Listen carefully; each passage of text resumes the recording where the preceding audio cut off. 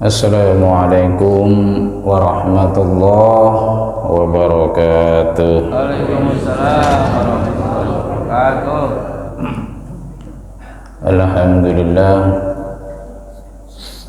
Alhamdulillahi malikil a'lam, ghafiriz dzunubi wal asam, alladzi ja'ala at-ta'lim wa ta'alum min ahammi ta'alimil Islam. Asyhadu an la ilaha illallah wahdahu la syarika lah, syahadatan tunjina biha min jamil ahwali wal afati wal alam. Wa asyhadu anna sayyidana wa nabiyyana Muhammadan abduhu wa rasuluh, ma'danul ulumi wal irfani wal hikam. Allahumma fasalli wa sallim wa barik ala khairil anam, habibina wa syafi'ina wa maulana Muhammadin sallallahu alaihi wasallam nuriz zalam, wa ala alihi wa ashabihi wa asba'ihi min yaumi risalatihi ila yaumiz ziham, amma ba'd.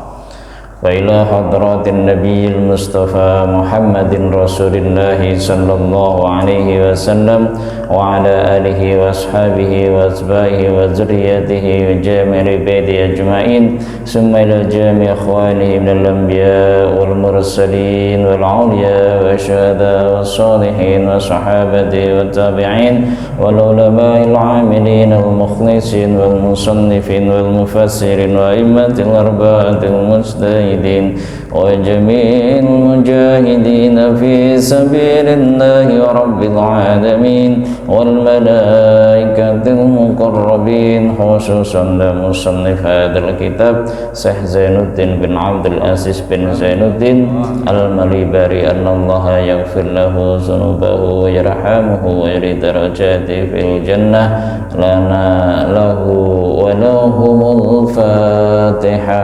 أعوذ بالله من الشيطان الرجيم. بسم الله الرحمن الرحيم.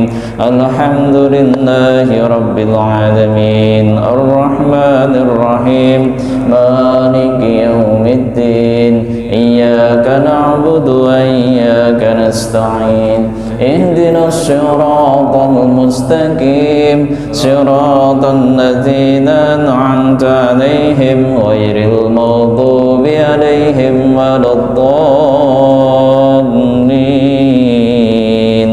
آمين.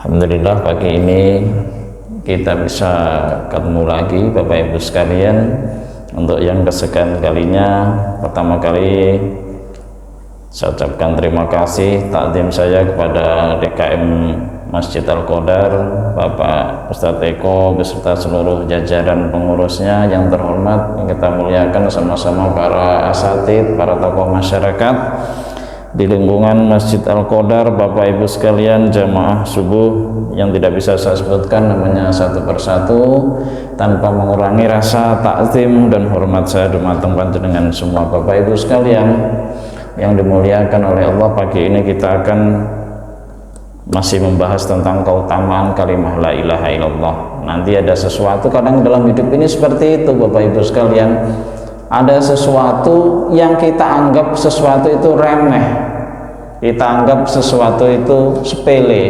sesuatu itu kecil, tapi nanti justru bisa menolong kita di hari akhirat nanti. Karena nanti di hari akhirat itu orang dibangunkan dari kuburnya, dibangkitkan kembali dalam keadaan seperti di dunia masing-masing sesuai dengan amalnya.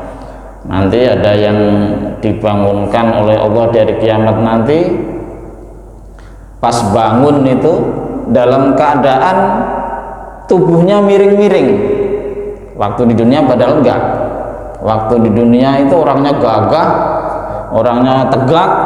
Nah, nanti pas dibangunkan dari kiamat itu jalannya miring, tubuhnya miring sebelah. Nah, ada yang seperti itu. Nah, itu siapa itu? Nah, mohon maaf, ini yang punya pasangan lebih dari satu orang. Yang ini tapi nggak adil sama kedua-duanya atau ketiga-tiganya. Nanti kalau pas dibangkitkan ya begitu, pokoknya gampang ditandain di hari kiamat nanti. Dibangunkan itu dalam keadaan di dunianya itu bagaimana. Nah itu yang punya pasangan banyak gitu, kalau nggak adil nanti di sana biarpun di dunia gini gagah gitu, ganteng tegap badannya, nanti kalau di sana bangun miring-miring. Ada juga nanti yang dibangunkan di sana itu dalam keadaan buta, padahal di dunia bisa lihat. Dibangunkan dalam keadaan buta, padahal waktu di dunia bisa lihat. Mengapa? Nah ini orang yang selama hidupnya itu nggak pernah mau berzikir kepada Allah. Dalam Al-Quran juga ada disebutkan wa man a'radu an dzikri, ya, terus disebutkan itu ada lanjutannya, itu nanti dibangunkan dalam keadaan buta, padahal waktu dunia nanti dalam keadaan normal, matanya bisa melihat. Terus juga ini yang nanti gampang banget dibedakan, di sana nanti ada orang yang dibangunkan itu dengan dua wajah yang sangat berbeda. Dalam Al-Quran disebutkan juga yauma taswaddu wujuh wa tabyaddu wujuh. Ada yang dibangkitkan nanti itu wajahnya gesem, tapi ada juga yang dibangkitkan nanti wajahnya indah, bersinar seperti bulan purnama. Nah ini yang kita bahas pada pagi hari ini, termasuk di antara fadilah mengapa kita harus sering membaca kalimat zikir la ilaha illallah itu dalam keseharian kita, baik habis sholat maupun dalam sesempatnya kita baca kalimat ini. Karena apa? Di antara fadilah kalimat yang mudah kita ucapkan ini adalah bahwa besok siapapun yang rajin membaca kalimat la ilaha illallah ini minimal 100 kali dalam sehari, maka nanti dibangkitkan oleh Allah di hari kiamat nanti dalam keadaan wajahnya bersinar. Ini nanti kayak dan gitu. Banyak amal-amalan yang sebenarnya dalam dunia ini sepele, di luar ini masih ada lagi kan. Kalau ibu wudhu itu, nah ini terutama terkait dengan wudhu. Kalau wudhu itu Bapak Ibu sekalian, kalau bisa jangan pelit. Nah, termasuk dalam wudhu ini, kalau bisa jangan pelit, karena wudhu inilah yang akan nanti menentukan kita dibangkitkan di hari kiamat ini dalam keadaan kita, badan kita ini bersinar atau bercahaya karena bekas air wudhu. Jadi kalau wudhu itu yang wajib, ngaji fikih kan Bapak Ibu ya, wudhu itu yang wajib, yang rukun itu berapa Bu? Yang pertama tentu niat. Kalau belajar fikihnya diinget-inget sama Ustadz Nafis ya.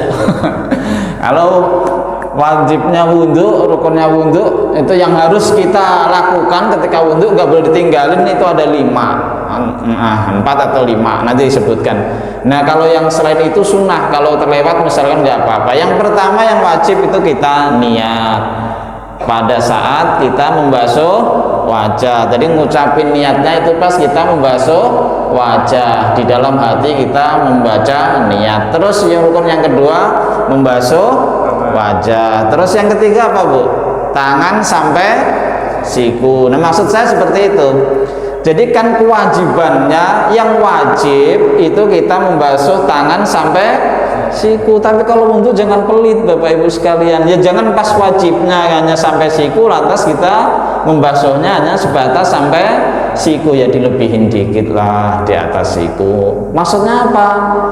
Ya biar seandainya, karena kalau kita membasuhnya sampai di atas siku, kemungkinan terlewatnya itu ada yang terlewat dari anggota wudhu yang harus kita basuh itu menjadi kecil. Tapi kalau kita pas basuhnya sebatas siku, apalagi siku di belakang, bisa aja ada yang terlewat. Lebih dari itu nanti di akhirat ini kan anggota wudhu kita ini yang menunjukkan bahwa kita orang beriman, kita umat Nabi Muhammad Sallallahu Alaihi Wasallam. Itu kenali gampang Bu, umat lain kenalin kita itu gampang. Jadi kalau umat lain kenalin, oh itu badannya bercahaya, ada orang dibangkitkan badannya bercahaya, tangannya bercahaya sampai sebatas di atas siku, kakinya bercahaya, wajahnya bercahaya sebagai bekas air wudhu, oh itu umat Nabi Muhammad. Maka kalau wudhu jangan hanya sebatas wajibnya pas Sama ketika kita tadi habis membasuh tangan sampai siku, termasuk rukun adalah mengusap sebagian kepala. Kalau basah semua malah bagus, tapi sebagian kepala sudah cukup. Terus yang terakhir kan membasuh kaki sampai sebatas mata kaki. Nah itu juga jangan dipasin mata kaki, kita naikin ke atas, di atas mata kaki sampai betis atau sampai mana, kita pokoknya jangan dipasin pas di sampai mata kaki kita. Jadi lebihin dikit, lebihin dari batas kewajiban itu tentang wudhu. Terus juga yang sering kita lupa juga,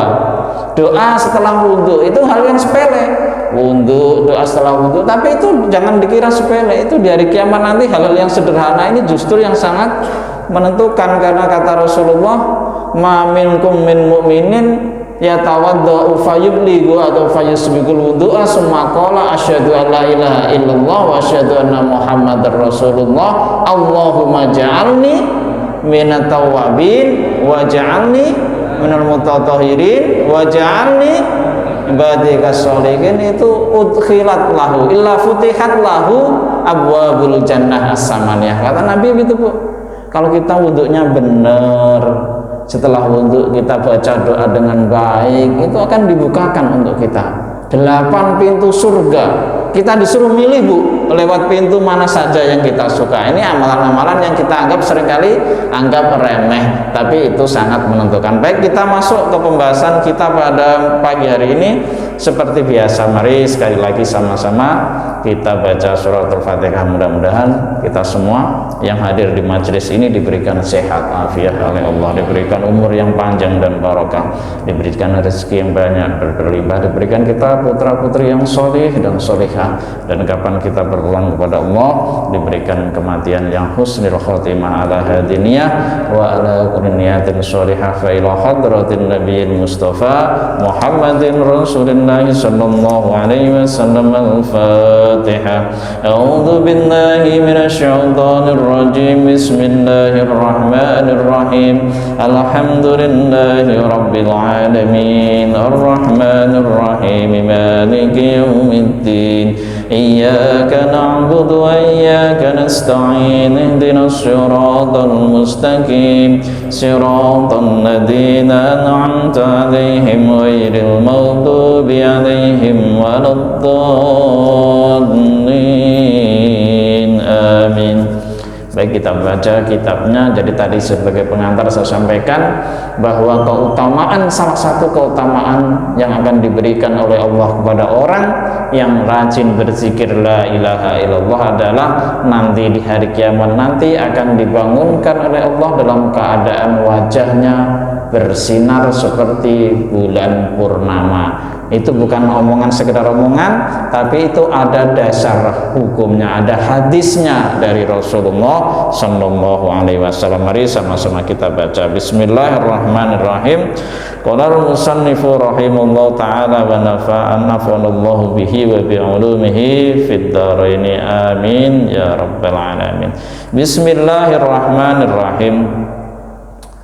Wa Tabrani, dan mengeluarkan mentahrid siapa Imam Tabrani an Abi Darda, dari Abi Darda, bahwa Rasulullah sallallahu alaihi wasallam telah bersabda, laisa min abdin, tidaklah ada seseorang, yaqulu, yang mengucapkan siapa abdin, la ilaha illallah, yakni mengucapkan kalimah la ilaha illallah mi'ata marratin, sebanyak 100 kali, illa ba'asahullahu, melainkan akan membangkitkan hu terhadap orang itu siapa Allahu Allah, yaumal kiamati, besok di hari kiamat, wa wajhuhu, dalam keadaan wajah orang itu kal qamari, seperti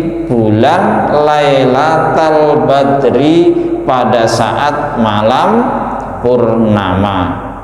Walam yurfa, dan tidak akan diangkat li ahadin, bagi seorang pun, yauma idzin, pada hari itu, pada hari kiamat nanti, apa amalun, amal perbuatan afdolu yang lebih utama min amalihi dari amal orang tersebut, illaman kecuali orang kola yang mengucapkan siapa man mislau kalihi seperti ucapan orang itu, yakni ucapan la ilaha illallah au zada atau yang melebihi ucapan la ilaha illallah. Jadi ini hadisnya, hadis yang diriwayatkan oleh Imam Tabrani. Jadi saya sampaikan tadi bahwa dalam hidup ini itu ada sesuatu yang kadang-kadang kita anggap sepele, tapi justru bisa mengantarkan kita meraih keutamaan, keistimewaan yang luar biasa di hadapan Allah kelak di yaumil qiyamah.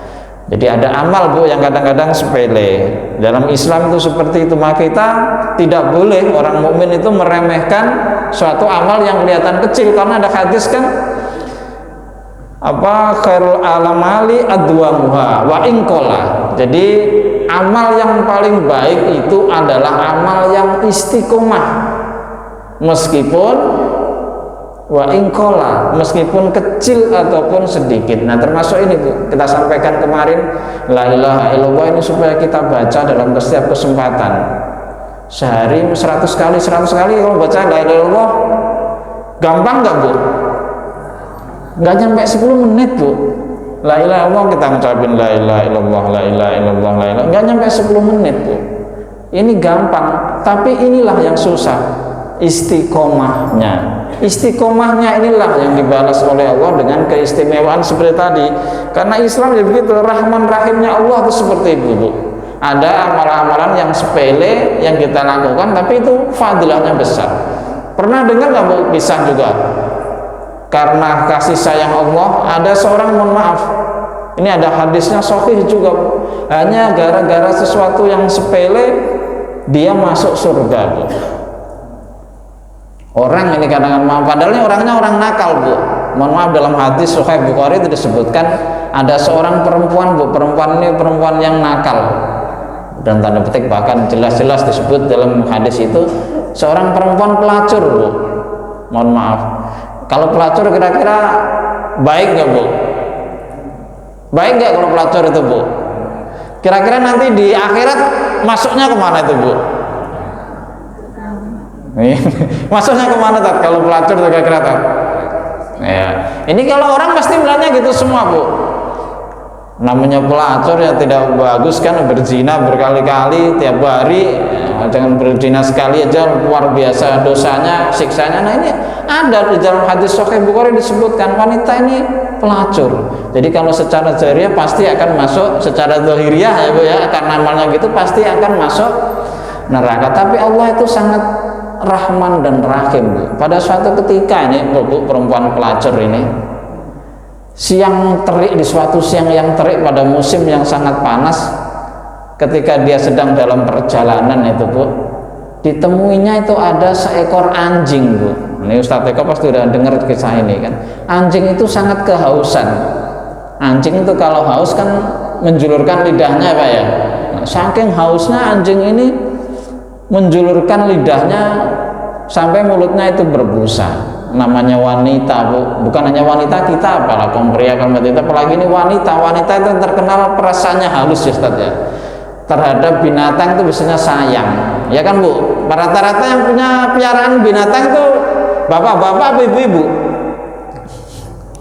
Bapak-bapak apa ibu-ibu? Nah kan ini tersentuh oleh ini anjing yang begitu kehausan ini. Kebetulan di situ musim yang sangat terik, panas, musim kemarau, dan di situ ada sumur. Ada sumur. Karena kasihan dan dia dirinya sendiri juga haus, di tengah perjalanan, di tengah padang pasir yang panas itu akhirnya ada mata air, dia turun ke mata air. Dia minum sepuasnya si perempuan ini. Dia kemudian mau naik, tapi begitu dia naik, dilihatnya anjing itu masih di dekat situ, di dekat dia, dan masih kehausan menungguin dia yang dari bawah itu Bu. Akhirnya apa? Dicopotlah sendal terompah dari wanita itu. Dicopot sendalnya, sepatunya lah kalau kita. Terus dengan sepatu, dengan sendalnya itu disauplah air Bu.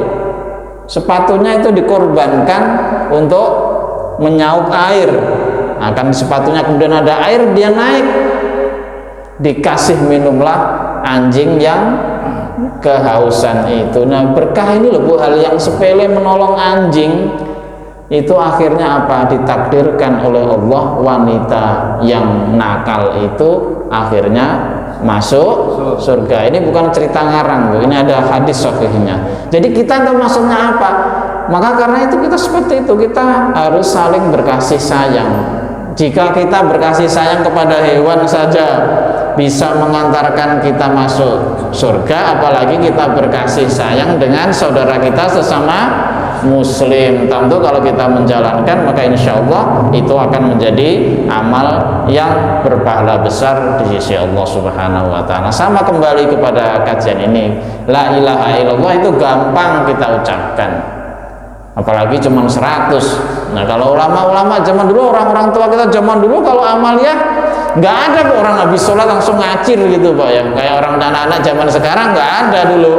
Orang zaman dulu itu zikirnya kuat-kuat, wiridnya kuat-kuat, zikir la ilaha illallahnya kuat, sholawatnya kuat, subhanallahnya, tasbihnya kuat. Maka orang-orang zaman dulu itu kadang dikasih keistimewaan oleh Allah yang tidak ditemukan, ketemuan khusus. Biasanya misalkan mohon maaf, sudah tua tapi pandangan matanya ini normal sampai usia, bahkan sampai wafat pun matanya itu normal. Dia bisa jadi karena amalan-amalan tertentu, zikir-zikir tertentu, dia diniatkan untuk tertentu, maka dia dikasih keistimewaan oleh Allah karena istiqomahnya itu. Itu banyak orang-orang dulu yang udah sangat sepuh tapi rambutnya masih hitam. Ada nggak Bu seperti itu Bu? Banyak orang yang seperti itu, tapi bukan disemir loh tadi hitamnya. Itu asli, bukan disemir.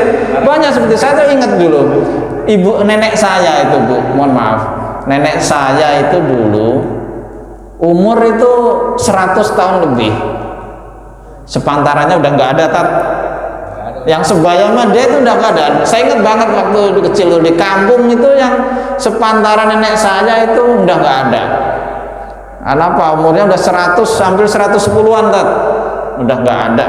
Tapi mohon maaf, nenek saya itu biarpun umur 100 tahun lebih, rambutnya itu belum putih semua Bu. Masih banyak hitamnya daripada putihnya. Terus juga mohon maaf, bungkuk juga enggak Bu, bungkuk juga enggak beliau itu.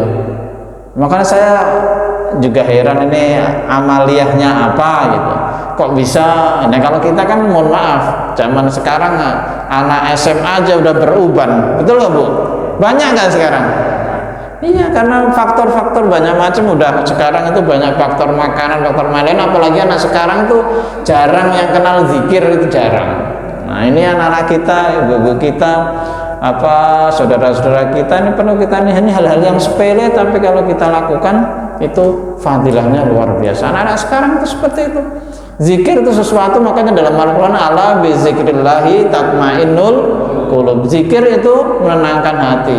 Dan zikir ini adalah menurut penelitian ilmiah yang dilakukan oleh di Washington University di Amerika sana Bu. Ketika kita itu berzikir, maka sesungguhnya itu mencerdaskan otak kita. Maka untuk anak-anak kita yang lagi sekolah itu ajarin Bu, biarin anak kita dipaksa dikit-dikit nggak apa Bu. Kalau habis sholat, biarpun barang berapa menit, suruh zikir Bu.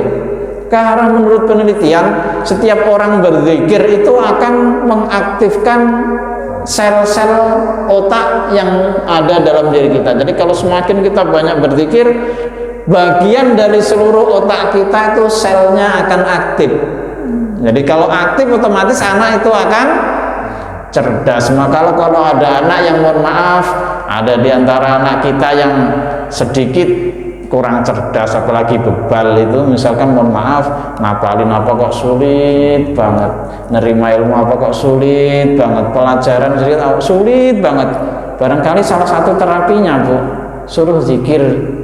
Ya entah zikir apa aja, entah sholawat, subhanallah, la ilaha illallah, apa aja suruh zikir Bu. Agak dipaksa dikit kalau habis sholat, jangan lari Cung, jangan lari nak, zikir dibiasain begitu anak-anak kita itu, karena itu zikir menurut penelitian ilmiah itu dibuktikan, menurut penelitian ilmiah ketika kita berzikir itu sel-sel di dalam otak kita itu menjadi aktif.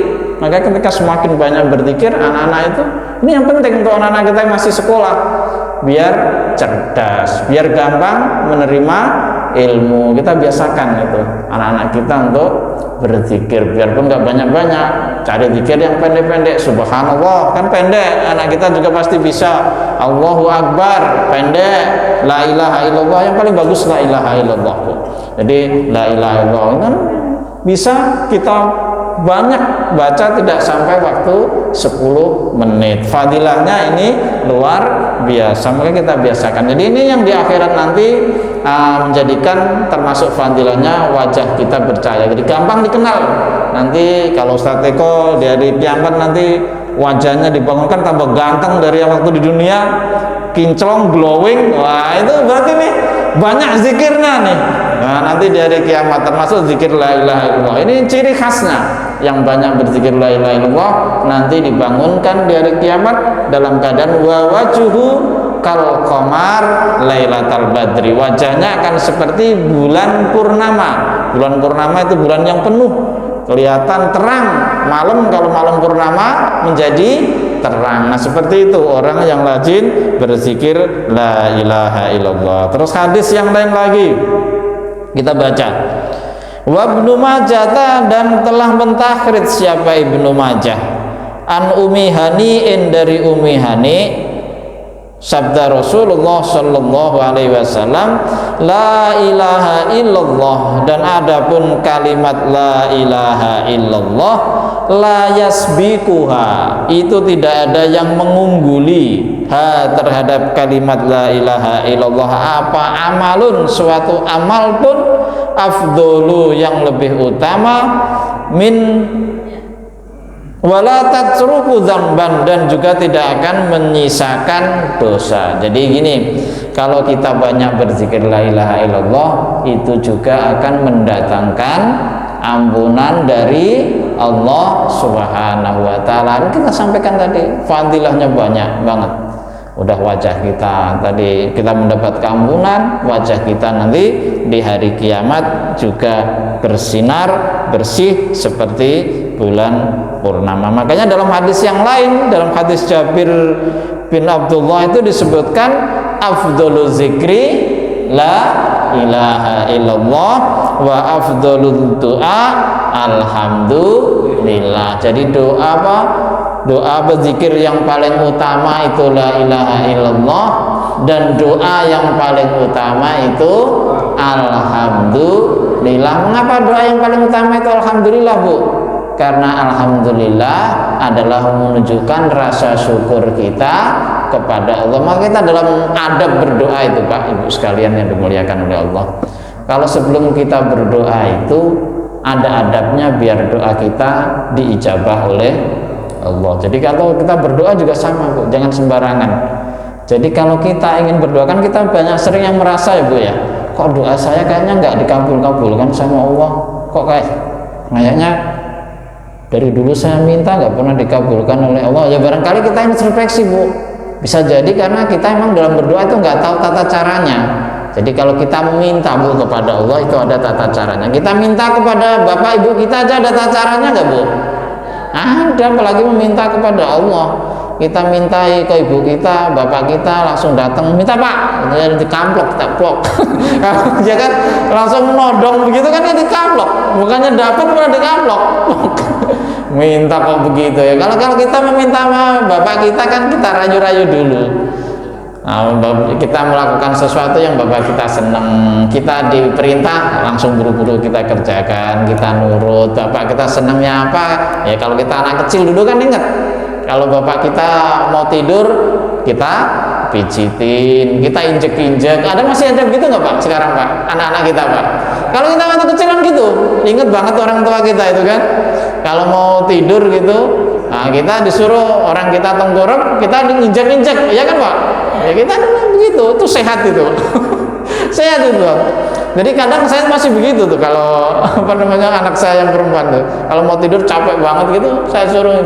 Nah itu kita kan termasuk adab. Kalau anak itu nurut, patuh sama orang tua, minta ya pasti dikasih. Nggak minta aja dikasih orang tua itu apa sih buat anak yang nggak dikasih? Kalau anak kita itu soleh solihah, seneng kita ngeliatnya Bapak Ibu. Capek kita kerja nggak ada terasa kalau kita lihat anak kita soleh dan solihah. Minta pasti kita kasih. Kita minta kepada Allah juga begitu. Ada adabnya.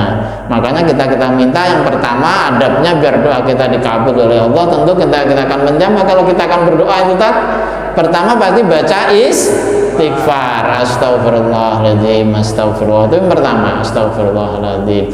Terus baca bismillah. Kalau kita mau berdoa kita astagfirullahaladzim, bismillahirrahmanirrahim. Terus alhamdulillahi rabbil alamin, hamdan syakirin. Kalau nggak bisa yang panjang hamdan syakirin, hamdan amin. Sebenarnya alhamdulillahi rabbil alamin. Terus baca sholawat, baru kita menyampaikan doa kita kepada Allah. Jangan nggak boleh lewat itu, Bu. Pertama istighfar, kedua basmalah, terus ketiga alhamdulillah, puji-pujian kepada Allah. Karena kalau kita mau minta kepada bapak ibu kita aja kan kadang kita memuji, kita minta pada pas pacar kita, suami kita puji-puji dulu. Mau minta duit, ya tak? Para istri kalau mau minta duit mau suami, kita puji-puji dulu, kita baik-baikin dulu. Nah kita juga sama minta sama Allah, kita puji-puji dulu. Makanya kita dalam doa itu alhamdulillahirabbil alamin, hamdan syakirin, hamdan naimin, hamdan yuafi ni'amahu wa yukafi'u mazidah. Ya Rabbana lakal hamdu kama yanbaghi li jalali wajhikal karimi wa 'azimi sultan. Itu puji-pujian, Bu. Kita puji Allah sehebat-hebatnya. Apa itu? Karena etika dalam berdoa, tata cara biar doa kita diijabah oleh Allah. Kita puji-puji dulu Allah, baru setelah kita puji kita menyampaikan permintaan kita. Orang Arab juga begitu, Bu. Jadi kalau orang Arab itu paling senang dipuji. Maka ketika banyak dulu mohon bantuan pembangunan masjid itu kita sampai orang-orang pengalaman itu kalau ngajuin surat itu dengan surat yang indah, bahasa yang indah yang memuji. Maka karakter orang Arab gitu kan. Kalau dipuji itu seneng banget. Makanya mereka kalau dipuji dengan bahasa yang sangat bagus, kita minta bantuan gampang. Maka zaman dulu kalau orang minta bantuan orang Arab itu zaman dulu ya Pak ya. Kalau minta bantuan misalnya pembangunan masjid, sampai nyuruh orang yang pintar bahasa Arab yang bahasanya bagus untuk membuat suratnya. Nah, untuk lewat yayasan-yayasan itu akhirnya ya begitu. Ya karena bahasa itu menentukan. Bahasa itu cerminan dari diri kita. Mohon maaf Bapak Ibu.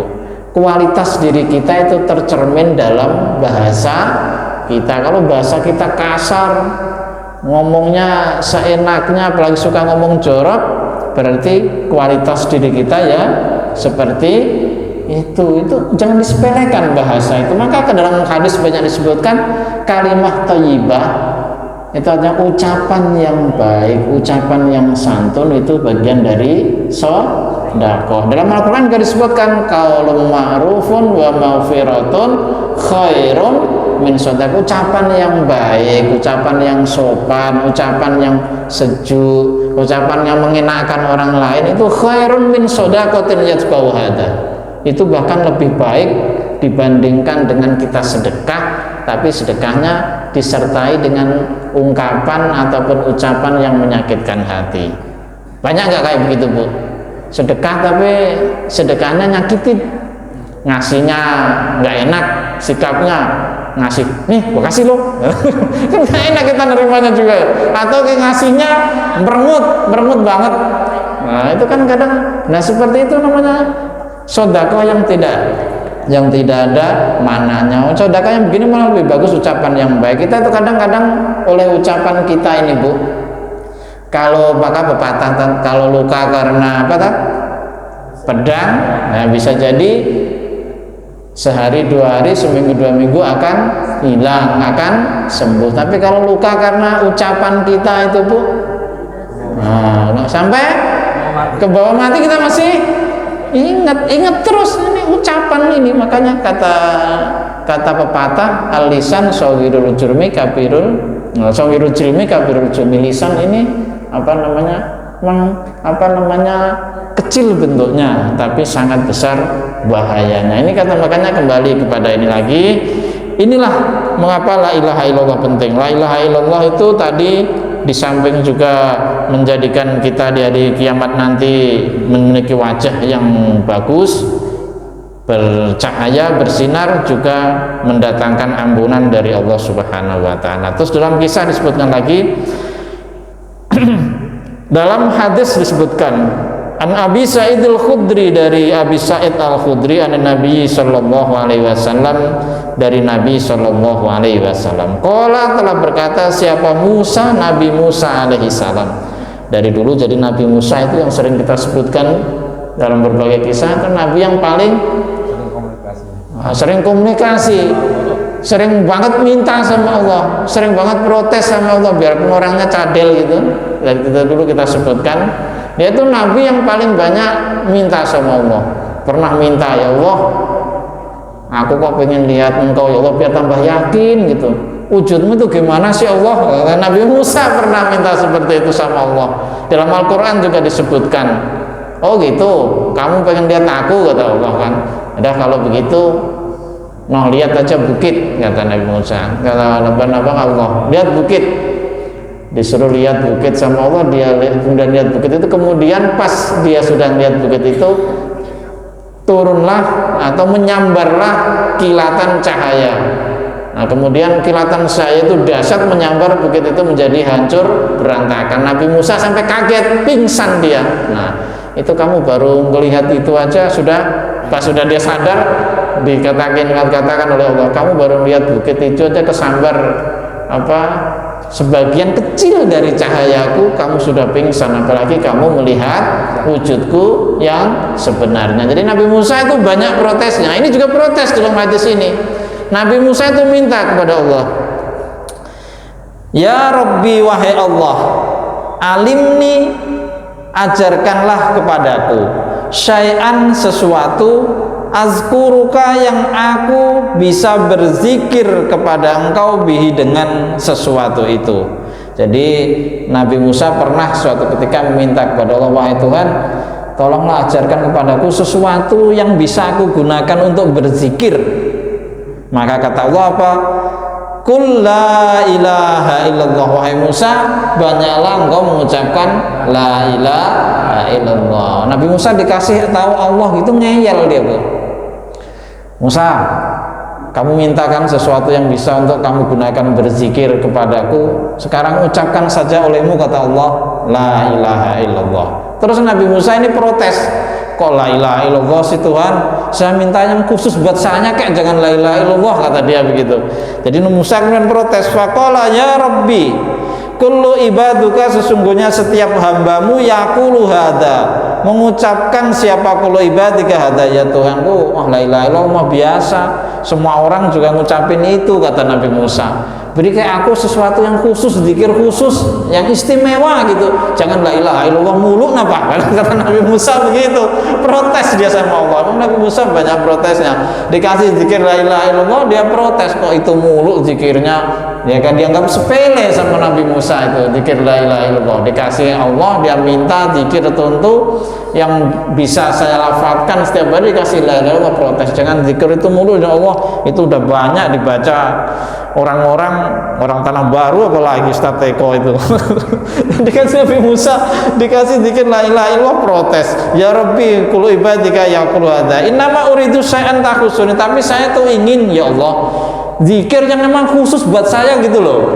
Jangan orang-orang itu udah ngucapin, saya pengen yang khusus buat saya. Terus ditegur sama Allah Nabi Musa, ya Musa, lau anna samawati sab'a wa amirahunna ghairi wal aradina sab'i ju'ilat fi kafatin la ilaha illallah fi kafatin lamalat bihinna la ilaha illallah. Wahai Musa, lau anna samawati sab'a wa amirahunna, seandainya 7 langit dengan seluruh penghuninya, wal aradina sab'i, dan juga 8 lapis bumi dengan seluruh penghuninya, ju'ilat fi kafatin, diletakkan di dalam satu neraca timbangan, satu sisi timbangan. Timbangan itu kan ada dua, biasanya kanan kiri. Kalau la ilaha illallah itu diletakkan di satu sisi timbangan ini, lama lat bihinna la ilaha, yang satu sini seluruh 7 langit dengan seluruh isinya, 7 bumi dengan seluruh isinya. Beratnya kayak apa itu Pak? Bayangin Pak. Hah? Beratnya 7 langit 7 bumi itu kayak apa Pak? Bumi aja beratnya berapa bumi itu? Ya kan?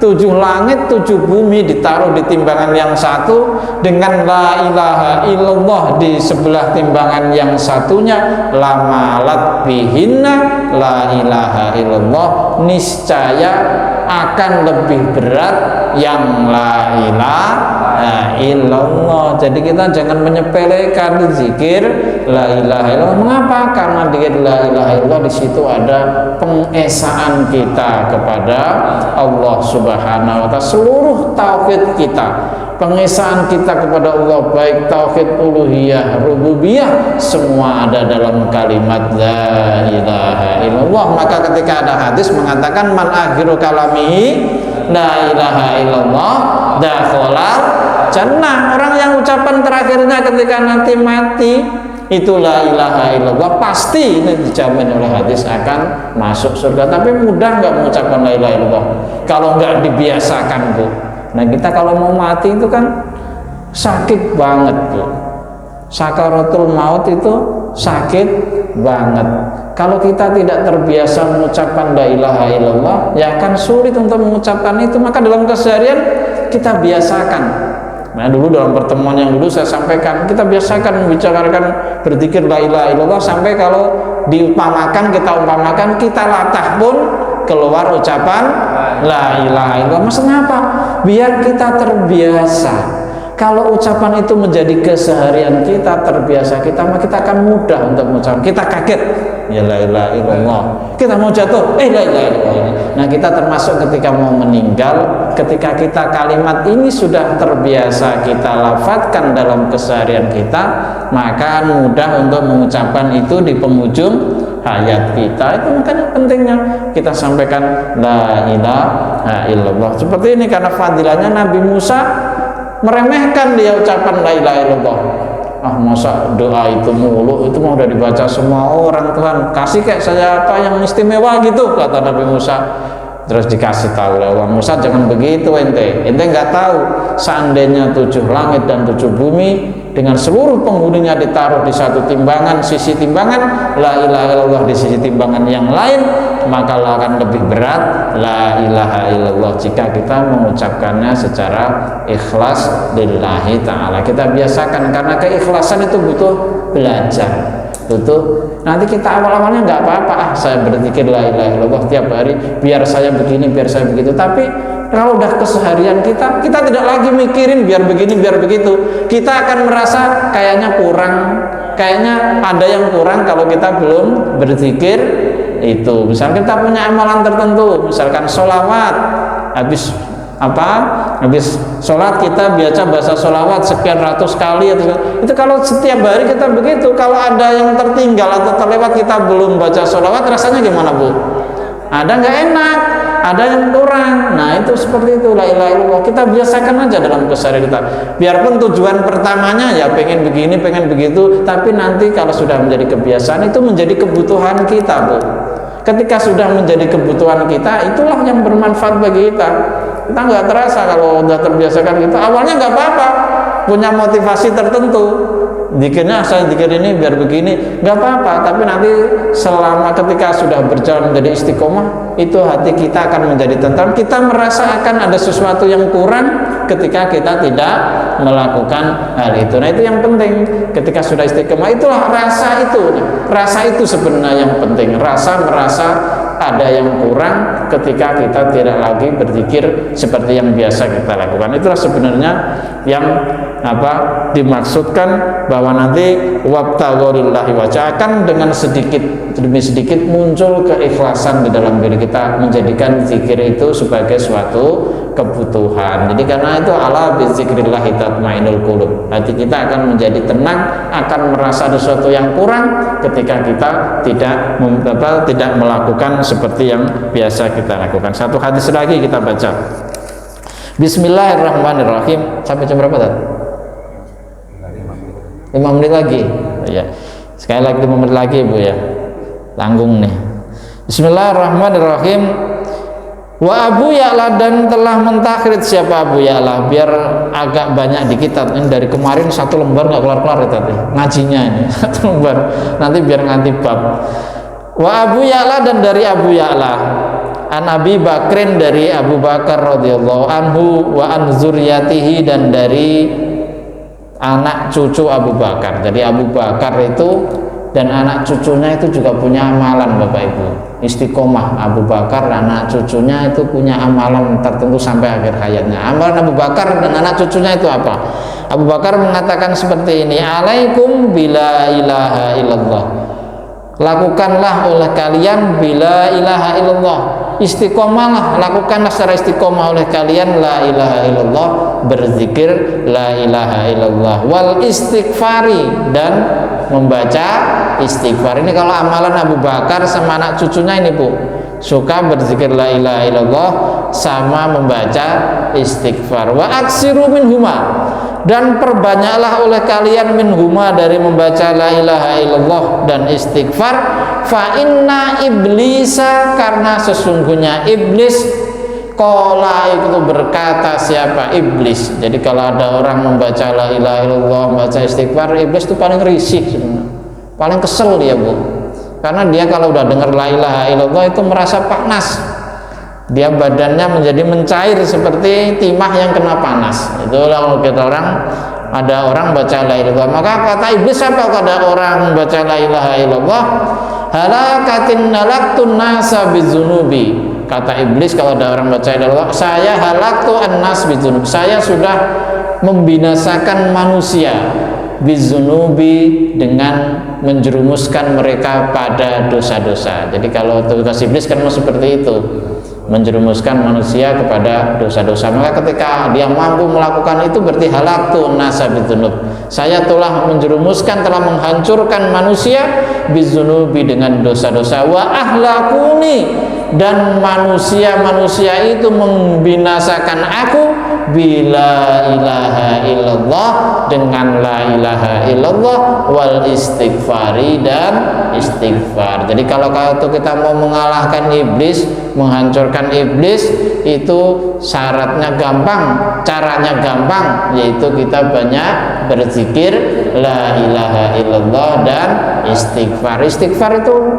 sederhana Bu, tapi fadilahnya luar biasa. Termasuk yang terpenting adalah ketika kita kok mengalami kesulitan ekonomi Bu, itu ada hadisnya. Jadi orang yang banyak kok apa-apa usaha susah, kayaknya rezeki jauh, macam-macam, itu kita disuruh mudawamah membaca istighfar. Dalam Al-Quran juga ada kan Bu.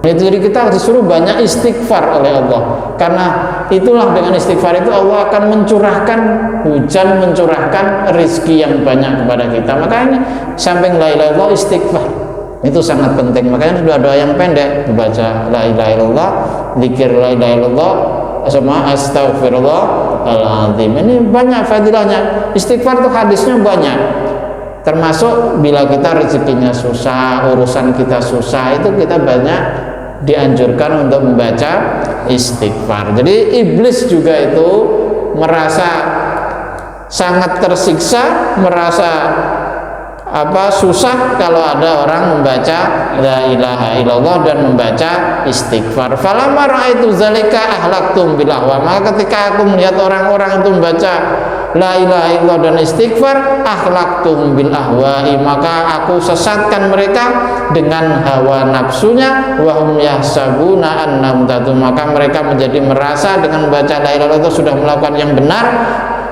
padahal sesungguhnya annahum, mereka sudah melenceng dari agama. Jadi begini maksudnya. Jadi dalam segala sesuatu itu kita diperintahkan oleh Allah untuk bersikap ikhlas.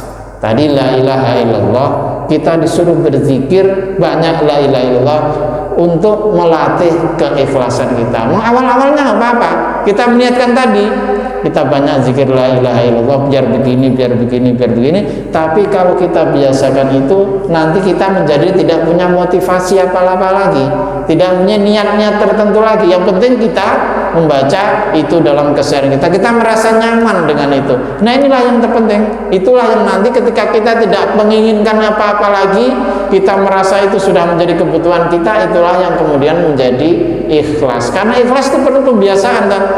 Amal juga begitu. Amal misalnya kita sedekah, Bu. Sedekah untuk ikhlas itu susah apa enggak, Bu? Kan kadang kita amal sedekah itu karena niatnya banyak, motivasinya banyak. Ada yang ingin dipuji, ada yang ingin bisa biar disebut dermawan, ada yang nanti ini itu nanti biar dibales sampai berlipat-lipat kali. Itu sebenarnya nggak apa-apa. Latihannya memang seperti itu. Tapi kalau sudah menjadi keseharian kita biasa ringan tangan kepada orang lain, biarpun 1000, 2000, nanti kita nggak memikirkan lagi apa yang jadi tujuan kita, apa balasan untuk kita, itu enggak. Itulah sebenarnya yang disebut ikhlas. Kita melakukan sesuatu tanpa ingin mendapat balasan, itu perlu latihan. La ilaha illallah, untuk berzikir la ilaha illallah, kita juga seperti itu, enggak apa-apa. Pertama tadi kita niatkan untuk itu, tapi kalau kita sudah lakukan secara dalam keseharian kita tidak punya lagi motivasi tertentu, niat tertentu, justru itu nanti yang akan dibalas oleh Allah sesuai yang disebutkan dalam hadis. Kita sudah itu, pokoknya saya zikir aja lah, nanti dibalas oleh Allah tadi di hari kiamat. Nanti kita wajah kita pertama-tama nggak apa-apa kita niatkan itu, biar kita nanti glowing di akhirat, biar bersih, nggak apa-apa. Nanti kalau kita udah lakukan dalam keseharian kita, udah nggak ada lagi niat itu. Kita udah enak aja berzikir. Kita kalau belum berzikir kayaknya merasa belum lengkap. Nanti balasannya ketika sudah merasakan seperti itu, kita sudah nggak ada niat lagi seperti itu karena sudah menjadi kebiasaan, itulah yang akan mendatangkan balasan di sisi Allah. Kalau pertamanya malah nggak berbalas karena kita belum ikhlas. Nah, karena baru latihan, itu hanya motivasi kita. Hadis ini motivasi kita seperti itu, 100 kali begini. Maka dalam segala begitu, kan kadang begitu kata Pak ya. Zikir ini, hadis-hadis itu begitu, 100 kali nanti begini, 200 kali nanti begini, 300 kali begini. Itu enggak apa-apa, awalnya begitu, karena kita setiap manusia itu perlu motivasi. Kita dimotivasi oleh Rasulullah, nanti baca segini-segini, tapi nanti kalau kita tidak jalani, kita tidak akan lagi memikirkan itunya. Nanti terima ini ya, kalau udah terbiasa ya kita enak aja. Sama kayak sholat berjamaah ini ya, kalau kita nggak terbiasa kan berat nggak? Berat.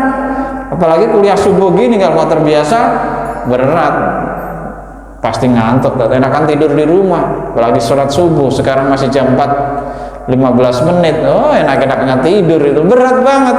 Nah kalau nggak terbiasa kan, nggak dibiasakan, nah itu segala sesuatu perlu pembiasaan, termasuk la ilaha illallah ini perlu pembiasaan. Apa? Karena la ilaha illallah ini biarpun ringan, pahalanya luar biasa, dan itu yang perlu disampaikan harus dengan ikhlas. Ikhlas ini perlu pembiasaan. Kita tidak akan pernah bisa ikhlas kalau kita tidak membiasakannya dalam kehidupan kita sehari-hari. Jadi sampai sini yang dapat kita sampaikan. Minggu depan ini ada kisah tentang Imam Syafi'i, tentang kehebatan kalimat la ilaha illallah. Masih ada beberapa pembahasan kisah-kisah nyata ini, Bu, tentang Imam Syafi'i nanti, terus tentang seorang raja.